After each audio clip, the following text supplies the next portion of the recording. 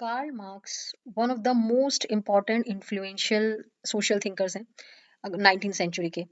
और इनके ही आगे थॉट्स और बिलीफ्स काफ़ी सारे सोशियोलॉजिस्ट ने माने हैं, बहुत सारे क्रिमिनोलॉजिस्ट हैं जो इनके थॉट्स और बिलीफ से इन्फ्लुएंस हुए हैं। तो आज हम इन्हीं के बारे में ही स्टडी करने वाले हैं। चलिए शुरू करते हैं। सो कार्ल मार्क्स की अगर मैं बात करूं तो इनका जो टाइम पीरियड रहा दैट वाज फ्रॉम 1818 से 1883 का टाइम पीरियड रहा इनका।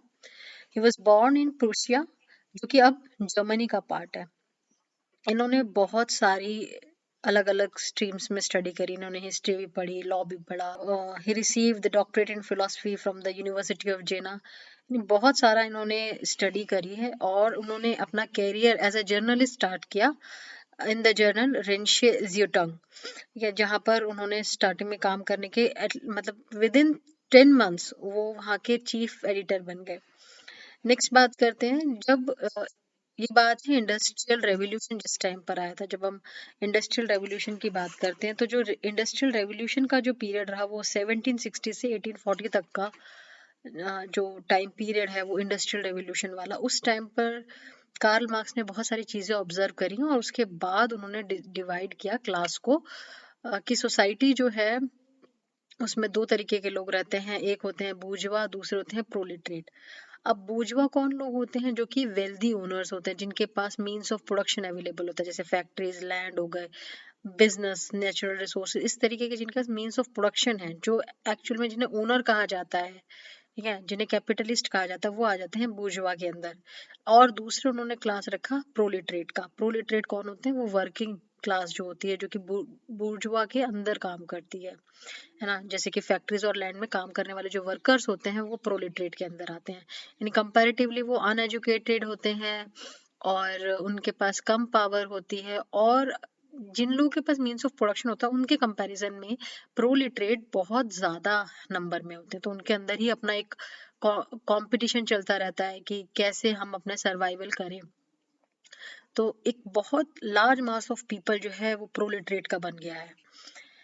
तो जब हम कैपिटलिस्ट की बात करते हैं जिसके अगेंस्ट कार्ल मार्क्स थे, उनका मानना है कि एक, पहले समझते हैं कि कैपिटलिज्म होता क्या है। कि एक किसी भी स्टेट में, किसी भी कंट्री का, अगर मैं समझूं कि किसी भी कंट्री में कैपिटलिज्म क्या है, तो उसका जो इकोनॉमिक और पॉलिटिकल सिस्टम है किसी भी ट्रेड का या इंडस्ट्री का, किसी भी कंट्री के, तो जब वो प्राइवेट ओनर्स के पास होता है, उन उसका कंट्रोल जो होता है वो प्राइवेट ओनर्स के पास होता है, रेदर देन द गवर्नमेंट या rather than the common public, जहाँ पर सब जो इक्वल वेल्थ है वो सब में डिवाइड नहीं होती है। सिर्फ इसके प्राइवेट ओनर होते हैं ना, कि कुछ ही लोग होंगे जिनके पास ये पैसा या लैंड या मीन्स ऑफ प्रोडक्शन होगा, है ना, रेदर देन स्टेट के पास। तो वो क्या होता है, वो कैपिटलिज्म के अंदर आता है। कि किसी भी कंट्री का एक इकोनॉमिक और पॉलिटिकल सिस्टम जहाँ की ट्रेड और इंडस्ट्री जो है वो प्राइवेट ओनर्स कंट्रोल कर रहे हैं फॉर प्रॉफिट। अब जहाँ पर प्रॉफिट की बात आ जाती है तो लोग एक्सप्लॉइट करना शुरू करते हैं, यानी कि जितना वो वर्किंग क्लास को एक्सप्लॉइट करेंगे उतना ही ज्यादा उनको प्रॉफिट होगा। तो जो कैपिटलिस्ट होते हैं, या जिन्हें मैं कहूँ बूर्जवा जो है, अकॉर्डिंग टू कार्ल मार्क्स, वो क्या है, प्रॉफिट गेन करने के लिए वर्किंग क्लास को बहुत ज़्यादा एक्सप्लॉइट करते हैं। And according to Karl Marx, जब तक हम कैपिटलिस्ट सोशल ऑर्डर को ओवरथ्रो नहीं करते हैं, यानी कि समाज से ये जो कैपिटलिज्म वाला सिस्टम है इसको बाहर नहीं फेंकते हैं, तब तक एक क्लासलेस या कम्युनिस्ट सोसाइटी नहीं होगी। ठीक है। उसके बाद कार्ल मार्क्स ने अपने आइडियाज जो है, उन्होंने एक बुक लिखी कम्युनिस्ट मैनिफेस्टो, अपने फ्रेंड फ्रेडरिक इंगल के साथ मिलकर 1848 में। और वहां पर उन्होंने जो कम्युनिस्ट मैनिफेस्टो में बात लिखी, उन्होंने बात करी यूटोपियन सोसाइटी की। अब यूटोपियन सोसाइटी क्या होता है? यूटोपियन सोसाइटी एक आइडियल सोसाइटी है जो रियल में एग्जिस्ट नहीं करती है, जहाँ पर ऐसा बताया जाता है कि जो इनहेबिटेंट्स हैं, जहाँ वहाँ के रहने वाले जो लोग हैं उस सोसाइटी में, वो बिल्कुल एकदम परफेक्ट कंडीशन में रहते हैं। यानी कि वहाँ पर जो वेल्थ डिस्ट्रीब्यूशन है वो इक्वली सब में है, कोई मतलब सब ही अमीर हैं, सभी गरीब हैं, मतलब जो इक्वल पोजीशन है सभी लोगों की वो सबको इक्वल मिली हुई है, किसी भी तरीके की किसी को कोई प्रॉब्लम नहीं है। तो वो एक यूटोपियन सोसाइटी की बात का जिक्र करते हैं कम्युनिस्ट मैनिफेस्टो के अंदर, जो कि पॉसिबल नहीं है। मार्क्स का मानना है कि जो कैपिटलिज्म है वो मेनली क्या है, प्रॉफिट पर एम्फेसिस करता है और प्राइवेट ओनरशिप पर फोकस करता है, और इसी वजह से लोगों में जो है इनइक्वालिटी आ जाती है। जहां पर भी पैसे की बात आती है, जहां पर भी प्रॉफिट की बात आती है, तो लोगों के बीच में आपस में कंपटीशन होने लगता है। जो जिनके पास जो पावर में है, जिनके पास ऑलरेडी पैसा है, वो अपने से कम या अपने से नीचे तबके के लोगों को हमेशा हैरेस करने की सोचते हैं। तो यहाँ पर उनका जो मेन गोल था वो यही था कि क्लासलेस सोसाइटी बनाए, कि जहाँ पर सोसाइटी का डिवीजन ना हो, ये वर्किंग और कैपिटलिस्ट के बीच में या फिर हैव्स और हैव नॉट्स के बीच में इस तरीके का कोई डिवीजन ना हो। तो कम्युनिज्म जो है अगर लाया जाएगा तो रिच और पुअर के बीच में जो गैप बन रहा है उस गैप को क्लोज करेगा, और वर्कर्स का जो एक्सप्लॉयटेशन है उसको खत्म करने की बात जो है कम्युनिज्म करता है। अब कम्युनिज्म क्या है? कम्युनिज्म एक पॉलिटिकल इकोनॉमिक सिस्टम है जहां पर एक क्लासलेस सोसाइटी का क्रिएट करने की बात चलती है, जिसमें क्या कहा गया कि जो भी मीन्स ऑफ प्रोडक्शन है जैसे कि माइंस, फैक्ट्रीज, इंडस्ट्री, ये सभी जो है लोगों द्वारा कंट्रोल हो, यानी ये इक्वली डिस्ट्रीब्यूशन हो सभी प्रॉपर्टी का, और मीन्स ऑफ प्रोडक्शन का इक्वल डिस्ट्रीब्यूशन हो सभी लोगों के अंदर। कोई एक इंडिविजुअल पर्सन जो है वो ओनरशिप होल्ड ना करता हो, सभी में ही वो वेल्थ इक्वली डिस्ट्रीब्यूट हो, वो सोसाइटी, वो कम्युनिज्म कहलाती है। Now next thing is alienation की बात करते हैं। एलिनेशन क्या होता है कि जब भी किसी भी ह्यूमन बीइंग को पावरलेसनेस या फिर आइसोलेशन या मीनिंगलेस का सेंस आता है, यानी जहाँ पर उसे लगता है कि मैं जो कुछ कर रहा हूँ वो किस लिए कर रहा हूँ, कोई वैल्यू नहीं है उसे अपने लाइफ की, या इस तरीके का जब कंडीशन क्रिएट होती है, अपने आप को बहुत लाचार महसूस करता है जब पर्सन, तो दैट इज एलिनेशन। तो मार्क्स के अकॉर्डिंग एलिनेशन के जो है चार एस्पेक्ट्स हैं।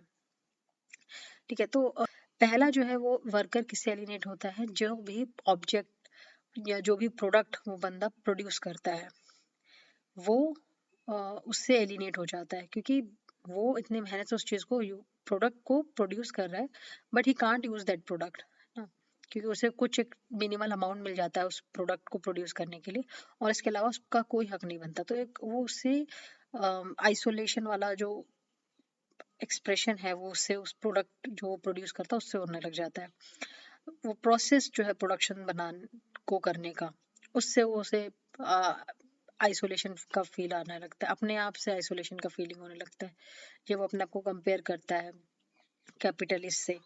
तो कि भाई मैं इतना मेहनत कर रहा हूँ उसके बावजूद भी मैं कुछ बड़ा नहीं कर पा रहा हूँ, मेरे पास मीन्स ऑफ प्रोडक्शन नहीं है ना, मैं मतलब एक आइसोलेशन वाला, एक पावरलेसनेस वाला फीलिंग उसको आता है। और जो उसके फेलो मैन हैं, जो आसपास के जो लोग हैं उसके, उससे उसे एलिनेशन का फीलिंग आने लगता है।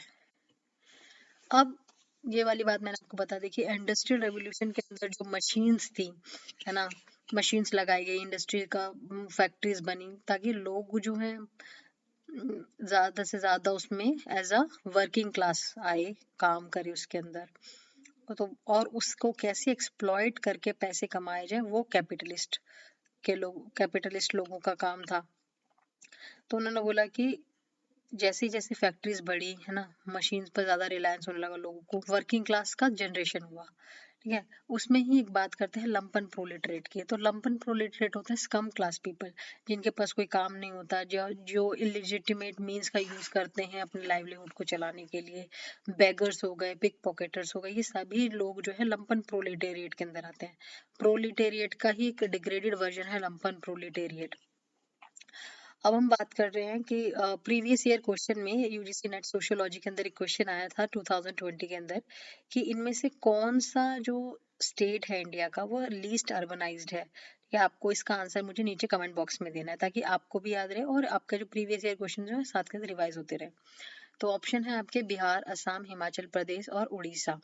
उसके बाद बात करते हैं कि अकॉर्डिंग टू कार्ल मार्क्स किसी भी सोसाइटी में इवोल्यूशन के स्टेजेस होते हैं। तो सबसे पहला स्टेज होता है प्रिमिटिव स्टेज का, प्रिमिटिव कम्युनिज्म। प्रिमिटिव कम्युनिज्म क्या होता है? जैसे हमें कम्युनिज्म पता है, कम्युनिज्म क्या है कि इक्वल डिस्ट्रीब्यूशन ऑफ वेल्थ की बात करता है। तो प्रिमिटिव कम्युनिज्म क्या होगा कि कम्युनिज्म का ही एक प्रिमिटिव वर्जन, जहाँ पर सबके पास, सभी जो थे वो फूड गैदरर थे, कोई फूड प्रोड्यूसर नहीं था, सभी क्या है अपना जो भी उनकी नीड होती थी सर्वाइवल के लिए बस उतना ही पूरा करते थे। तो सब में इक्वली, सबका स्टेटस बिल्कुल इक्वल था, वहां पर कोई कंपटीशन नहीं, किसी तरीके का कोई लालच नहीं। तो वो प्रिमिटिव कम्युनिज्म के अंदर आता है। फिर धीरे धीरे कुछ लोग ऐसे हुए जिन्होंने थोड़ा सा सरप्लस फूड को ग्रो करना शुरू करा, है ना, जिनके पास सरप्लस थोड़ा सा खाना दूसरे लोगों के से ज्यादा होने लगा। तो फिर उन्होंने क्या किया, जिन जो बाकी जो बचे हुए लोग हो तो उनको अपने अंडर रखा कि भाई मैं तुम्हें खाना दूंगा, उसके बदले में तुम मेरे लिए ये करो। तो that comes the second stage, slavery. Third stage में आ जाता है आपका फ्यूडलिज्म के बारे में बात करते हैं।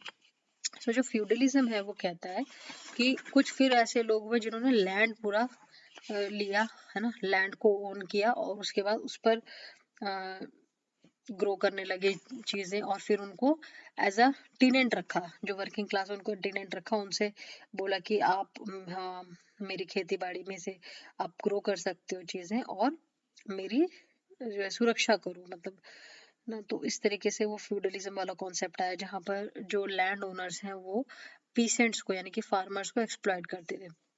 नेक्स्ट आ जाता है आपका कैपिटलिज्म। कैपिटलिज्म जो है वो कहता है कि जो ओनर्स हैं वेल्थ के, जो इंडस्ट्री या फिर फैक्ट्रीज के मालिक हैं, वो एक्सप्लॉइट करते हैं इंडस्ट्रियल वर्कर्स का। तो दैट कम्स अंडर कैपिटलिज्म। फिर आ जाते हैं सोशलिज्म के बारे में बात करते हैं। तो सोशलिज्म में क्या होता है, जहाँ पर वर्कर्स ने फाइनली रिवॉल्ट बैक करना शुरू किया, अपने हक के लिए लड़ना शुरू किया कि नहीं, हमें भी इक्वल डिस्ट्रीब्यूशन चाहिए वेल्थ का, जितना हम कमाते हैं उतना हमें चाहिए। तो वो आ जाता है आपका फिफ्थ और आखिरी स्टेज सोशलिज्म का, जहाँ पर वर्कर्स ने रिवॉल्ट बैक करा। उसके बाद ये जो है ये मेजर पब्लिकेशन है कार्ल मार्क्स की, जिसमें आप German ideology, poverty of philosophy, manifesto of the communist party, class struggle in France, 18th Brumaire of Louis Bonaparte, The Holy Family, A Contribution to the Critique of Political Economy, Das Kapital, The Economic and Philosophical Manuscript of 1844, Grundrisse, ये सभी जो है main work हैं Karl Marx के।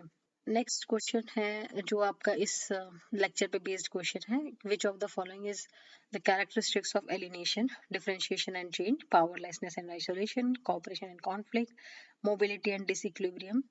आपको मुझे इस question का आंसर अपने मेरे कमेंट बॉक्स में नीचे लिखना है, और अगर आपको नहीं आता है इसका आंसर तो भी कोई प्रॉब्लम की बात नहीं है, मैं आपको नेक्स्ट कम्युनिटी पोस्ट में इसका आंसर प्रोवाइड करा दूंगी, बट कोशिश कीजिएगा कि आप इसे खुद से करने की कोशिश करें।